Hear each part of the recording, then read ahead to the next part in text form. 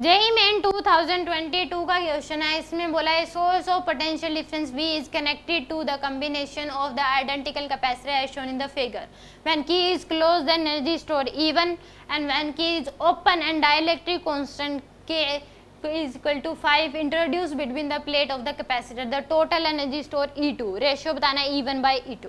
तो पहले इस केस में एनर्जी स्टोर क्या हो जाएगी, इसके ऊपर चार्ज क्या आएगा प्लस सीवी का, इस पे माइनस सीवी, इस पे भी क्या हो जाएगा प्लस सीवी, इस पे भी माइनस सीवी।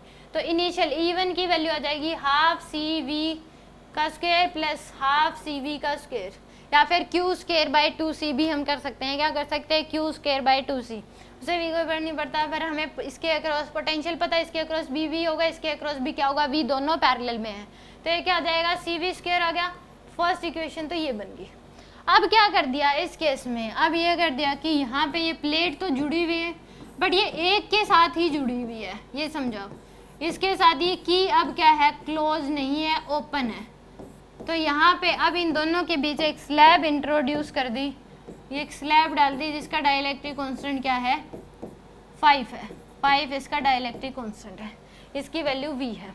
अब अगर बात करें तो यहाँ पे एक बात ध्यान रखने की जरूरत है, इसके साथ तो अब बैटरी जुड़ी हुई नहीं हुई, ये समझो आप। तो इस केस में अगर बैटरी नहीं जुड़ी हुई फिर हम स्लैब डाल दें तो ये ध्यान रखना कि चार्ज पे कोई इफेक्ट नहीं पड़ता। अगर कैपेसिटर के साथ बैटरी नहीं जुड़ी हुई और स्लैब डाल दे तो उसके ऊपर कैपेसिटेंस पे या चार्ज पे कोई इफेक्ट नहीं पड़ता। कैपेसिटेंस तो K टाइम्स बढ़ जाता है, पोटेंशियल डिफरेंस K टाइम्स घट जाता है, क्योंकि कैपेसिटेंस क्या होता है A एप्सिलॉन नॉट बाय में क्या होता है D, तो कैपेसिटेंस तो K टाइम्स क्या हो जाएगा बढ़ जाएगा। इसके साथ कोई बैटरी नहीं जुड़ी क्योंकि ये की ओपन है, ये तो ऐसे ओपन फ्री पड़ा है, इसमें से कोई चार्ज फ्लो नहीं करेगा।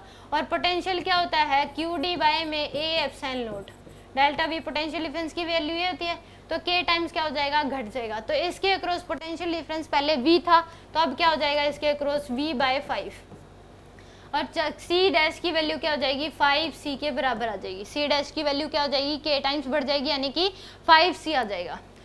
बट अगर बात करें अगर बैटरी जुड़ी हुई है कैपेसिटर के साथ और स्लैब डाल दें तो चार्ज K टाइम्स बढ़ जाता है, इस बात का ध्यान रखना। चार्ज क्या हो जाता है K टाइम्स बढ़ जाता है, बट पोटेंशियल डिफरेंस पे कोई इफेक्ट नहीं पड़ता। क्यों नहीं पड़ता, क्योंकि डेल्टा V की वैल्यू होती है QD बाय में A एप्सिलॉन नॉट, ये होती है। तो डेल्टा V अगर बैटरी जुड़ी है स्लैब डाल दे तो चार्ज क्या हो जाएगा K टाइम्स बढ़ जाएगा, तो QKD बाय में A एप्सिलॉन नॉट बाय में ये क्या हो जाएगा K, तो K से K भी क्या हो जाएगा कैंसिल, तो सेम रह जाता है QD बाय में A एप्सिलॉन नॉट। चार्ज जो है K टाइम्स बढ़ जाता है ताकि पोटेंशियल डिफरेंस उतना ही रहे उसके अक्रॉस। तो इस केस में इसके अक्रॉस तो पोटेंशियल क्या रहेगा V, और C डैश की वैल्यू क्या हो जाएगी 5C के बराबर आ जाएगी, क्योंकि कैपेसिटेंस K टाइम्स क्या हो जाता है बढ़ जाता है। बस ये ध्यान रखना है कि अगर बैटरी जुड़ी हुई है और फिर स्लैब डाल दे तो चार्ज K टाइम्स बढ़ जाता है, पोटेंशियल डिफरेंस पे कोई इफेक्ट नहीं पड़ता।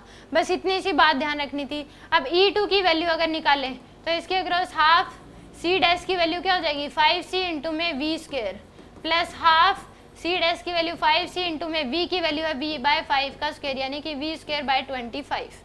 तो इस केस में यहाँ पे कट जाएगा, ये जाएगा 5, तो यानी कि 5 by 2 CV square plus 1 CV square by में क्या हो जाएगा 10। तो एलसीएम ले लें, यहाँ से हम 10 एलसीएम ले लें, ये 25 CV स्क्वायर प्लस में CV स्क्वायर यानी क्या हो जाएगा 26 CV स्क्वायर बाय में 10, तो ये आ जाएगा 13 बाय में 5 CV स्क्वायर। अब रेशियो ले लो E1 बाय E2 का, E1 की वैल्यू है CV स्क्वायर डिवाइड बाय में E2 की वैल्यू है 13 CV स्क्वायर इंटू में क्या हो जाएगा 5 CV स्क्वायर से CV स्क्वायर कैंसिल, यानी कि आपके पास रेशियो क्या आ जाएगा 5 बाय 13। तो यानी कि यहाँ से C ऑप्शन क्या होगा इसमें करेक्ट होगा।